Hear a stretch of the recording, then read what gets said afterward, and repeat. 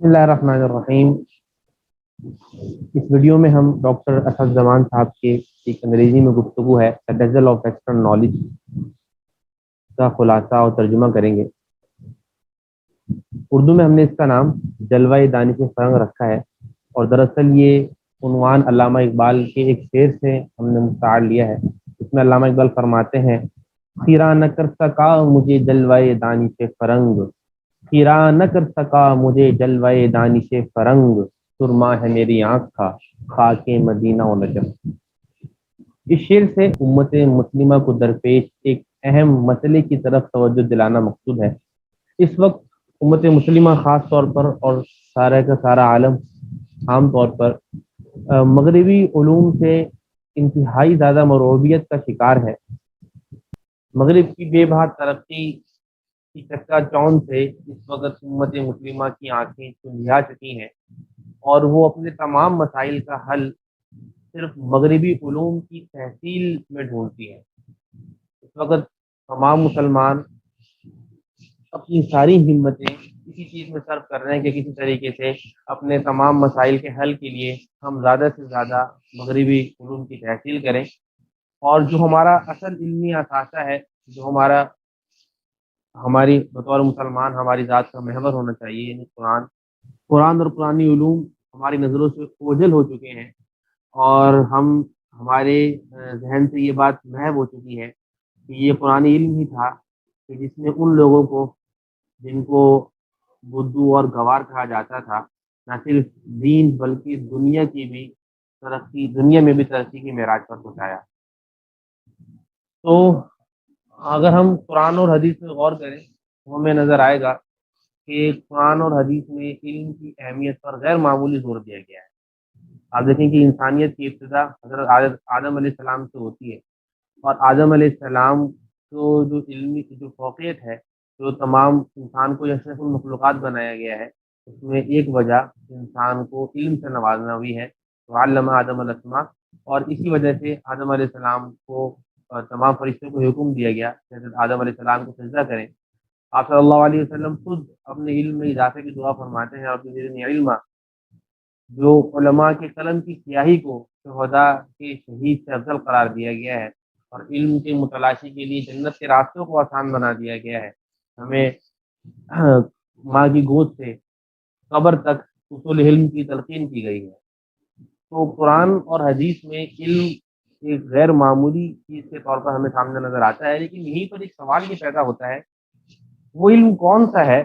जिसकी अहमियत पर कुरान और हदीस में इतने फ़ज़ाइल वारिद हो रहे हैं, और वो कौन सा इल्म है जो खुदा ने हमें अता किया है और जो खुदा चाहता है कि हम उसकी तहसील में अपनी हिम्मत सर्फ करें। तो ये सवाल पैदा होना भी दरअसल एक और सवाल उठाता है कि कहीं वो इल्म जो खुदा ने हमें अता किया है वो हमारे लिए अजनबी तो नहीं हो गया। जैसा कि हदीस में आता है कि बदा अल इस्लामु गरीबा व सयऊदु गरीब कमा बदा गरीबा फतूबा लिल गुरबा, कि इस्लाम जब शुरू हुआ तो अजनबी था और एक ऐसा ज़माना आएगा जब इस्लाम वैसे ही अजनबी बन जाएगा जैसे अपनी इब्तिदा में अजनबी था। तो उन लोगों के लिए खुशखबरी है जो अजनबी है, यानी जो इस्लाम से उन दिनों के अंदर भी अपनी ताल्लुक़ को मज़बूत रखते हैं जहाँ पर इस्लाम को अजनबी समझा जा रहा होता है। तो हम अगर इस सवाल पर गौर करें कि वो इल्म कौन-सा है और वो इल्म था कौन-सा कि जिसकी बदौलत मुसलमानों को, सहाबा कराम को न सिर्फ दीन बल्कि दुनिया में भी तरक्की की और वो दुनिया में तरक्की के ओज सरैया पर पहुँचे। और क्या वो इल्म जिसने सहाबा को एक अज़ीमुश्शान रहनुमाओं के तौर पर दुनिया के सामने पेश किया और उनको इंतहाई तरक्की के मोराज पर पहुँचाया, क्या वो इल्म आज भी वही मोहज़ा दिखा सकता है या नहीं? तो सबसे पहले तो इस सवाल को हम हल करने की कोशिश करते हैं कि वो इल्म कौन-सा है। तो अगर हम कुरान और हदीस पर गौर करें तो हमें मालूम होगा कि जिस इल्म के बारे में हम बात कर रहे हैं वो इल्म दरअसल कुरान का इल्म है। अल्लाह ताला फरमाते हैं, कुल बिफ़ज़लिल्लाहि व बिरहमतिही फ़बिज़ालिका फ़लयफ़रहू हुवा ख़ैरुम मिम्मा यजमऊन। ये नबी इनसे कहो कि वो अल्लाह की उस फ़ज़ल और रहमत पर खुश हों जिसके ज़रिए ये किताब तुम्हारे पास आई। ये उन सब चीज़ों से बेहतर है जो वो जमा करते हैं। तो यहाँ पर इस आयत में जो सब का लफ्ज़ कहा गया है ये उन सब चीज़ों से बेहतर है। اس سے کیا مراد ہے؟ عموماً ہماری روایتی تفاسیر میں اس سے مراد دولت کی جاتی ہے، مال و دولت، لیکن اگر ہم یہاں پر علم مراد لیں تو وہ بھی اس کا بہترین مصداق بن سکتا ہے۔ اس سے ہمیں معلوم ہوتا ہے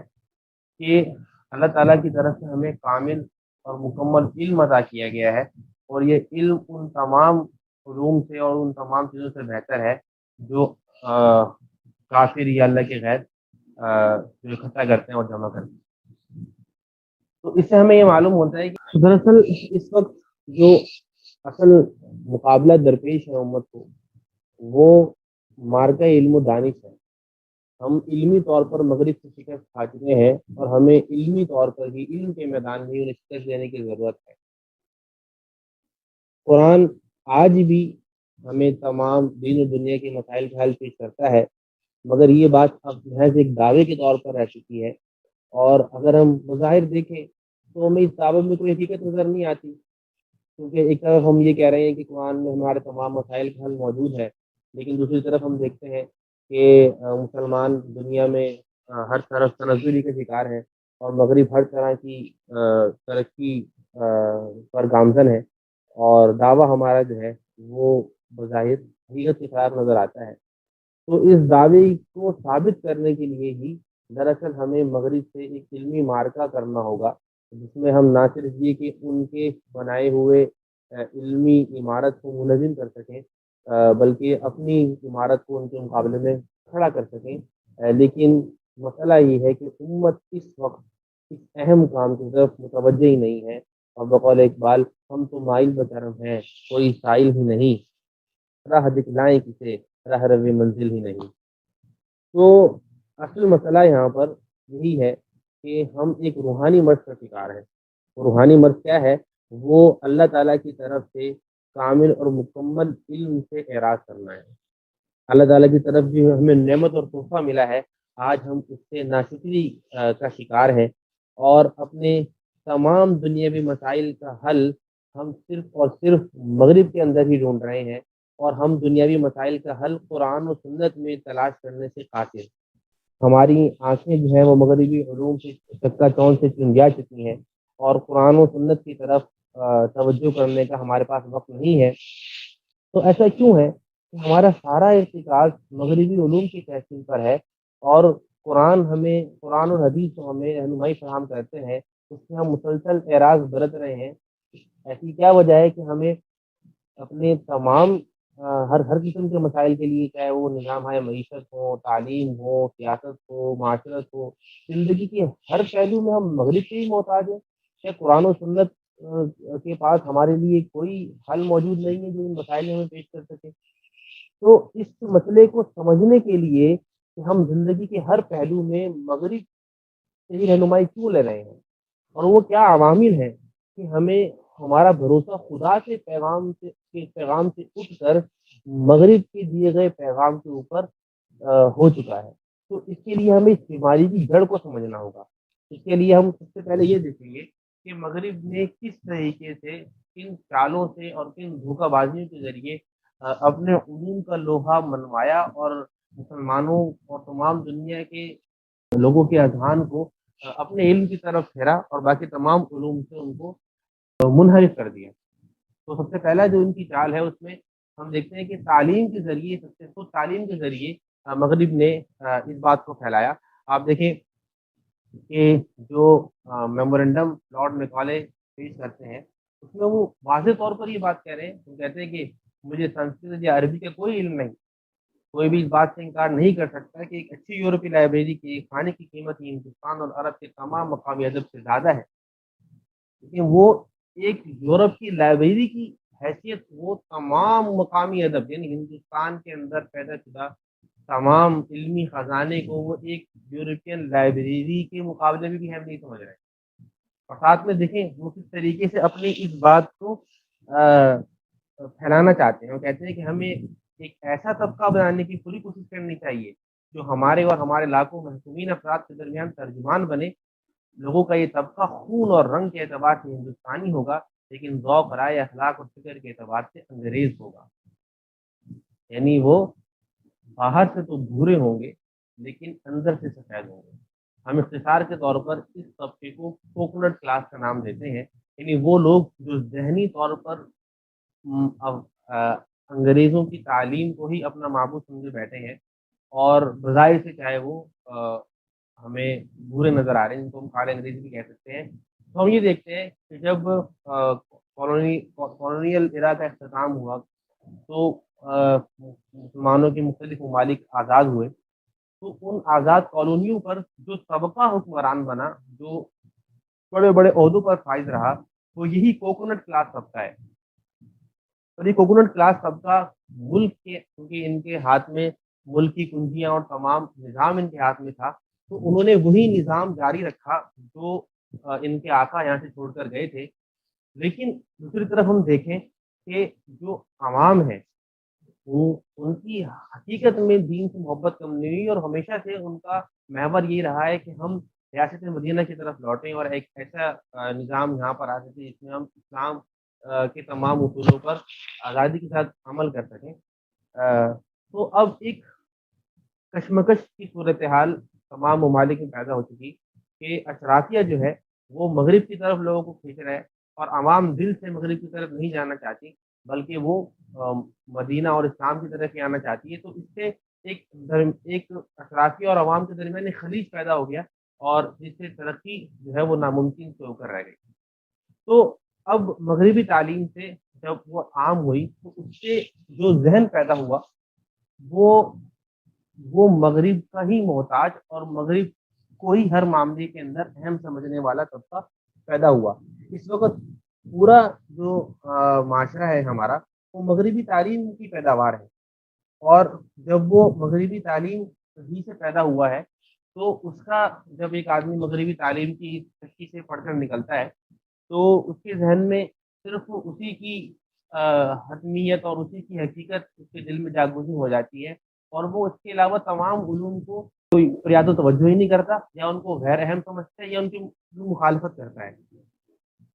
تو مغربی علم جو ہمیں ماڈل پیش کرتی ہے، اس میں انسان کی ترقی کا سارا دار و مدار مغربی علم کے اوپر ہوتا ہے، اور اس کے علاوہ سارا کا سارا جو اس کے علاوہ جو علوم ہے یا اس کے علاوہ جو فریم ورک ہے، اس کو وہ بالکل اہم ہی نہیں سمجھتے۔ تو یہاں پر یہ سوال پیدا ہوتا ہے کہ واقعی مغربی علوم سے زیادہ اعلیٰ و رفع ہیں؟ کیا انسانیت کے پاس مغربی علم کے سوا دنیا کو دیکھنے کا اور کوئی دائرہ ہی نہیں ہے؟ کیا مغرب کے علاوہ ہمارے پاس علوم موجود ہی نہیں ہے؟ تو لیکن اسی کے ساتھ یہ سوال پیدا ہوتا ہے کہ ہمارے پاس وہ معیار کیا ہے جس میں ہم ایک علم کو دوسرے علم سے ارفع قرار دیتے ہیں؟ تو ہم یہ سمجھتے ہیں کہ علم کی سب سے اعلیٰ و ارفع قسم وہ ہوگی زندگی کی بنیادی سوالات کو حل کرے گی، یعنی میں کون ہوں، میں کہاں سے آیا ہوں، اور میں کہاں جاؤں گا، اور میری زندگی کا مقصد کیا ہے۔ تو جو وہ علم جو زندگی کے مقصد سے ہمیں روشناس کرے، جو ہمیں ہماری انفرادی اور اجتماعی زندگی گزارنے کے آداب سکھائے، وہی علم سب سے زیادہ عرصہ ہونا چاہیے۔ تو ہمیں غور کرنا چاہیے کہ اب مغرب زندگی کے مقصد اور انفرادی اور اجتماعی زندگی کے آداب گزارنے کے طریقے سکھلانے پر کتنا یعنی زور دیتا ہے، اور اس میں اور ان کے علوم میں ہمیں وہ چیز ملتی بھی ہے یا نہیں ملتی۔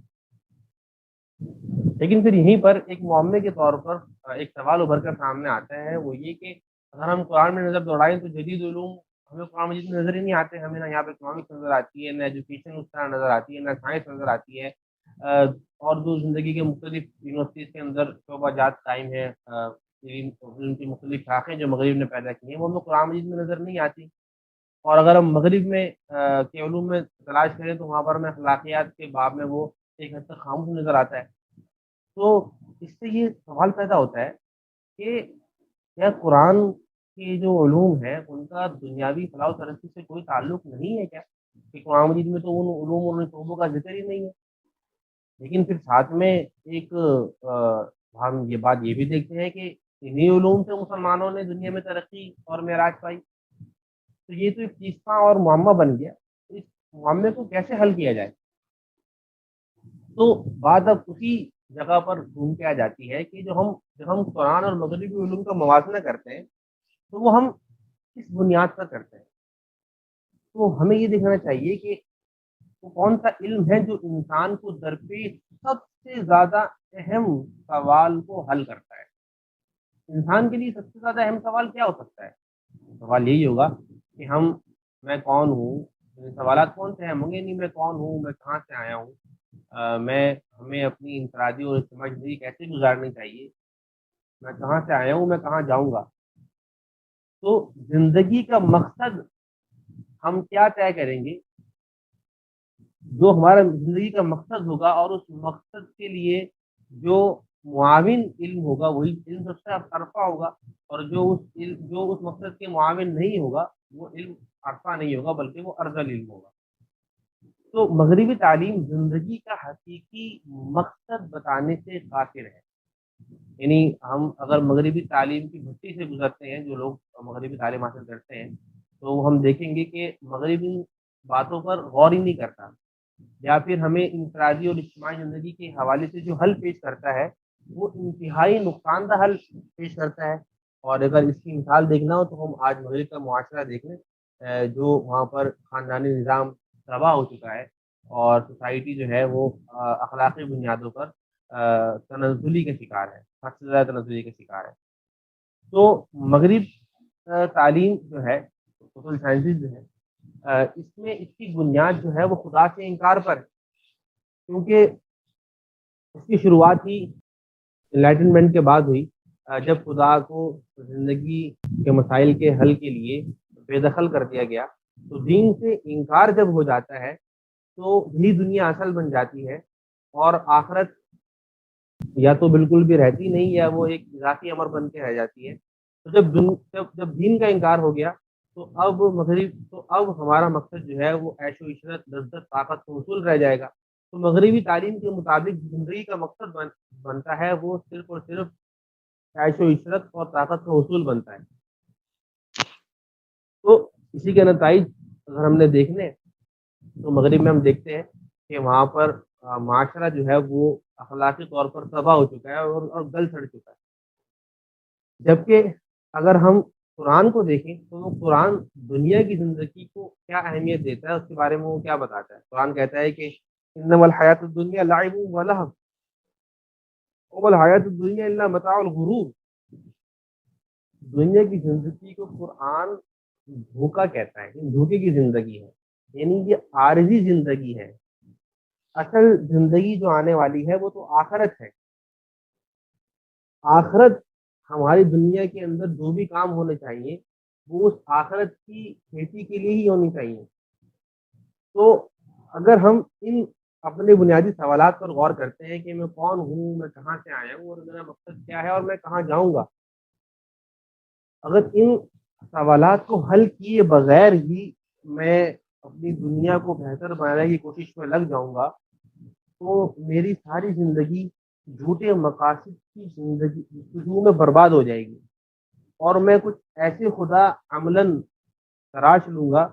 जो कि दीन बेज़ार होंगे या फिर दीन से उनको कोई वास्ता नहीं होगा। जैसे कि मगरिब ने तलाश ली है कि उनके यहाँ के मगरिब के मुताबिक ज़िंदगी का असल मकसद जो है वो ताकत, लज़्ज़त, दौलत और ऐश-ओ-इशरत का हुसूल है। और तो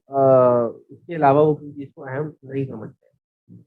तो इससे हमें ये समझ में आता है कि जो मगरिबी तालीम है, उसका हमारी बातिन की इस्लाह से कोई सरोकार नहीं है, क्योंकि इनके नज़दीक ये गैर मुतल्लिक़ चीज़ है।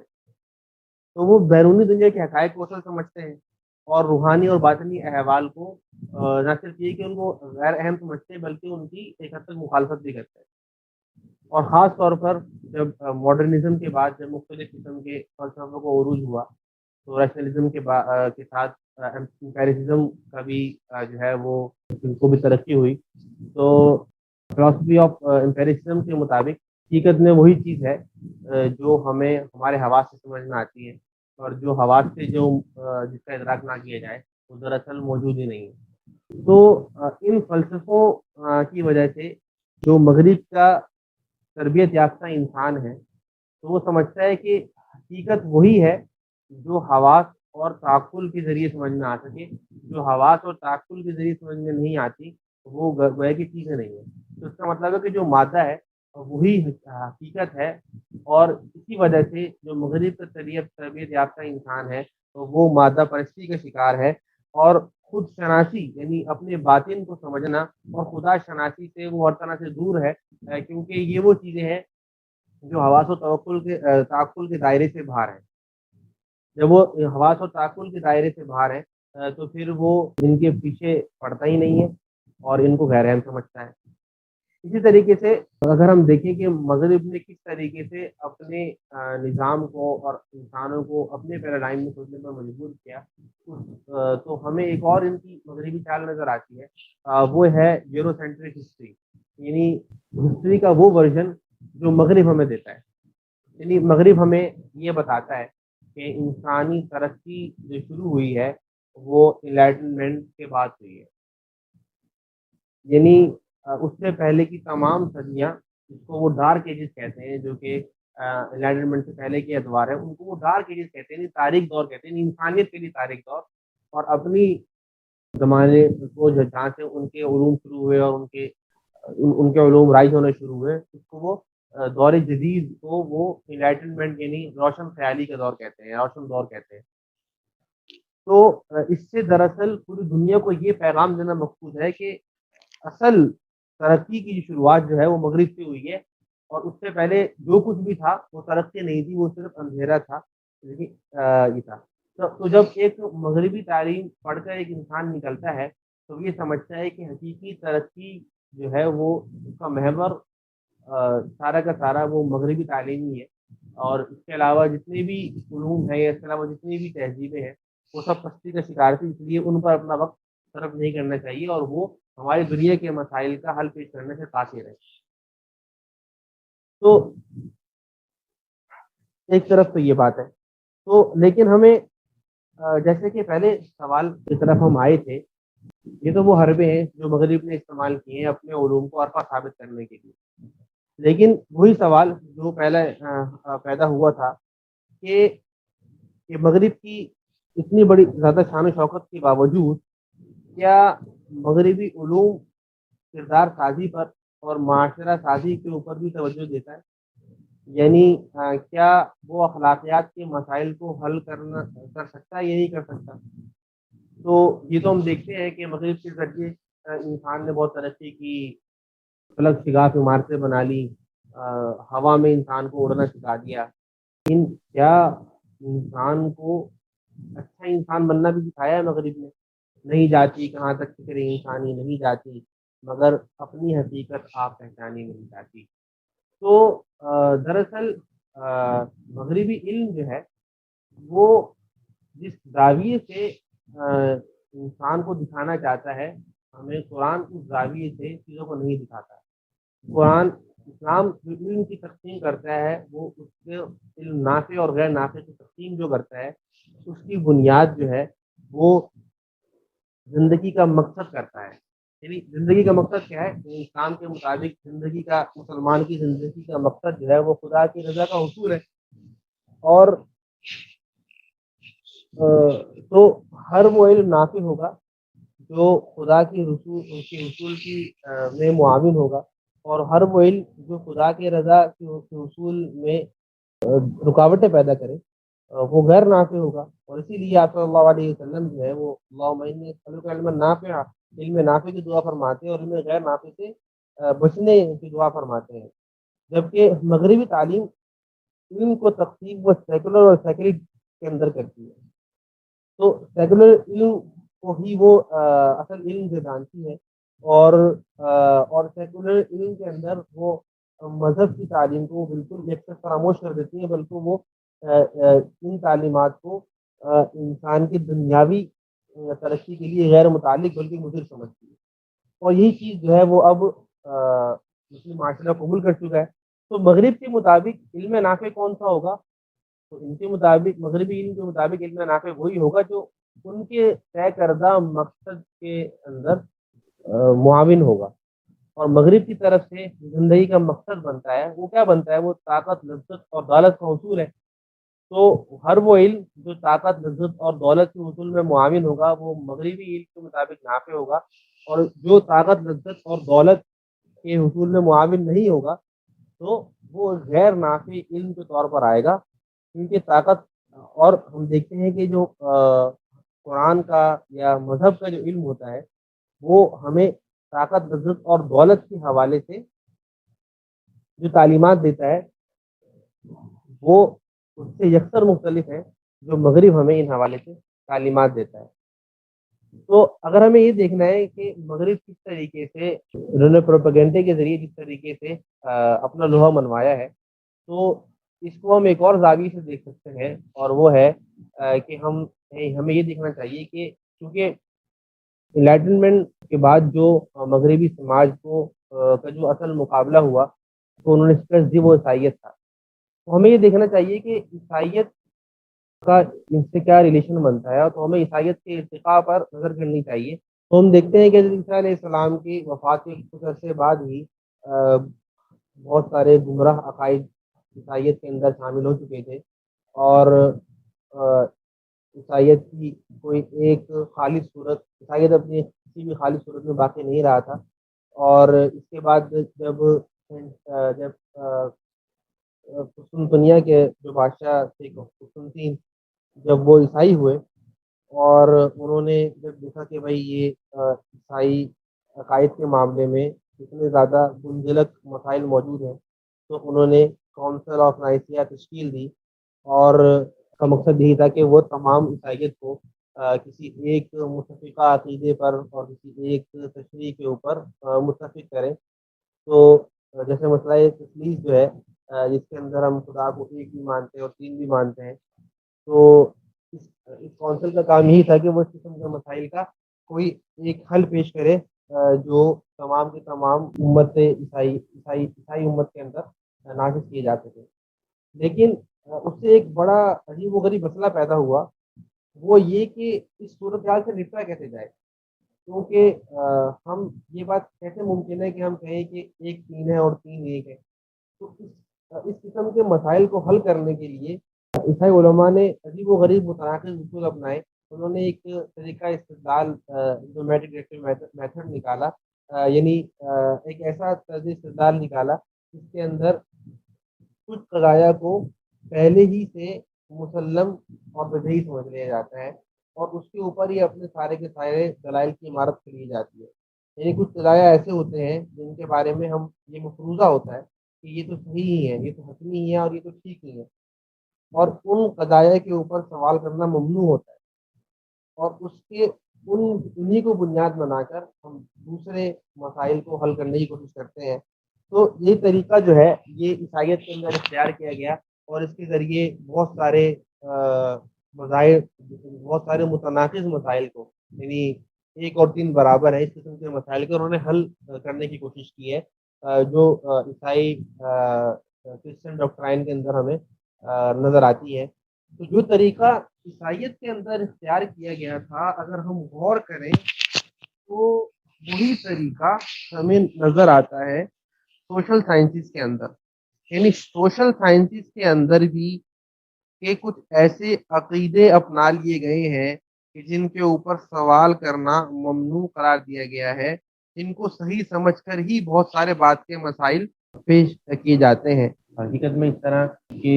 اصولوں کے اوپر جو علمی عمارت کھڑی ہوتی ہے وہ انتہائی ناقص اور ٹوٹی ہوتی ہے۔ اسی کی ایک مثال جو ہے وہ مغرب کا ایک اور دعویٰ ہے جس میں وہ سوشل سائنسز اور نیچرل سائنسز کو ایک ہی طرح ویلیو نیوٹرل سمجھتے ہیں۔ اس بات کا حقیقت سے کوئی تعلق نہیں ہے، کیونکہ نیچرل سائنسز کے معیارات سوشل سائنسز سے اکثر مختلف ہوتے ہیں، اور دونوں نظاموں کے اندر دراصل بنیادی خامی ہے۔ لیکن اگر ہم سماجی سائنس کو دیکھتے ہیں تو یہ خاص طور پر مغرب کے دین کے طور پر وجود میں آتی ہے، کیونکہ اس کی بنیاد ہی دراصل تب پڑتی ہے جب مغرب جو ہے وہ خدا کو ایک اپنے زندگی سے بے دخل کر دیتے ہیں۔ تو سائنس کے نام سے مغرب جو ہے وہ دھوکہ دے رہا ہے اور دونوں کو ایک سے بدلانے کی کوشش کرتا ہے، جبکہ ہم دیکھتے ہیں کہ سائنس کے ذریعے ہمیں زندگی کے جو مقصد ابھر کر سامنے آتا ہے وہ دولت، طاقت اور لذت کا حصول ہے، اور ٹیکنالوجی اور سائنسز جو ہے یہ دراصل سوشل سائنسز کے ہتھیار ہیں، اور اس بات کی دلیل جو ہے وہ پچھلی صدیوں کے اندر جو مغرب نے ترقی کی ہے وہ دراصل انہوں نے ٹیکنالوجی اور سائنس کو اپنی ہوس کو پورا کرنے کے لیے استعمال کیا ہے، لیکن دعویٰ یہ کیا جاتا ہے کہ ٹیکنالوجی جو ہے وہ غیر جانبدار ہوتی ہے۔ تو اس دعوے کا حقیقت سے کیا تعلق ہے؟ کوئی تعلق نہیں ہے۔ اگر اس کے اوپر سوال کھڑا کرنا چاہیں تو ہزاروں سوال اس کے اوپر کھڑے ہو سکتے ہیں۔ ہم اگر ایک ایٹم بم کو لے لیں تو ایٹم بم کے بارے میں کئی سوال کیا یہ کہہ سکتے ہیں کہ یہ محض کہ یہ ویلیو نیوٹرل؟ ہم ایٹم بم کے بارے میں یہ کہہ سکتے ہیں کہ اس میں کوئی خیر مل سکتی ہے ہمیں؟ اسلام ہمیں یہ کہتا ہے کہ اعمال کا دار و مدار نیتوں پر ہے۔ تو اگر ہم دیکھیں کہ مغرب کی یہ سائنسی علوم ہے، اس کے پیچھے کیا نیت تھی، تو فضائل جو ہمیں نظر آتا ہے وہ تو یہ نظر آتا ہے کہ اس کے پیچھے جو ہے وہ دنیا کو فتح کرنا اور دوسرے لوگوں کو، دوسری اقوام کے اوپر اپنا زور مسلط کرنا، یہی ہمیں مغرب کی پچھلی صدیوں کی تاریخ میں نظر آتا ہے۔ تو ٹیکنالوجی کے بارے میں یہ کہنا کہ یہ محض فائدے مند ہی ہے، اس بات کی حقیقت افسانے سے زیادہ کچھ بھی نہیں ہے۔ خود سوشل سائنسز کے اوپر بھی جو اس وقت انسانیت کا ایک ایمان بن چکا ہے، وہ دراصل نیچرل سائنسز کی حیرت انگیز کامیابیوں کو دیکھ کر ہوا ہے۔ لیکن اگر ہم غور کریں تو ہمیں نظر آتا ہے کہ نیچرل سائنس اور سوشل سائنسز دونوں ہی ویلیو نیوٹرل نہیں ہوتی ہیں، ان کو محض بھلائی کی چیزیں سمجھنا ہی صحیح نہیں ہے۔ اس گفتگو میں ہمارا موضوع دراصل سوشل سائنسز کی کچھ خامیاں واضح کرنا ہی ہے، لیکن اگر نیچرل سائنسز کو بھی دیکھا جائے تو وہ بھی محض خیر نہیں ہے۔ ہم مثال کے طور پر ایک دعوے کو دیکھ لیتے ہیں کہ سائنس نے زندگی کو سائنس کی بدولت جو ہے وہ زندگی دراز ہو چکی ہے اور غربت کم ہو چکی ہے۔ اس بات کا حقیقت سے کوئی واسطہ نہیں ہے، کیونکہ اس وقت جو ہے دنیا کی نصف سے زیادہ دولت کی صرف 10 سے کم لوگ مالک ہیں، 10 کے قریب لوگ مالک ہیں۔ تو اس وقت جو دنیا کی ترقی ہو رہی ہے، اس میں غریب اور امیر کے درمیان ایک خلیج وسیع سے وسیع تر ہوتا جا رہا ہے، اور جس طریقے کی سائنسی سوچ پروان چڑھ رہی ہے تو اس میں تو طاقت اور منافع کو بے رحمی کے ساتھ تمام چیزوں کو، تمام اخلاقیات کو ہٹا کر جو ہے وہ ترقی کو اہم سمجھا جاتا ہے۔ تو ہم یہ دیکھیں کہ سائنسی ترقی کی وجہ سے آج دنیا کی حالت کیا ہوتی جا رہی ہے۔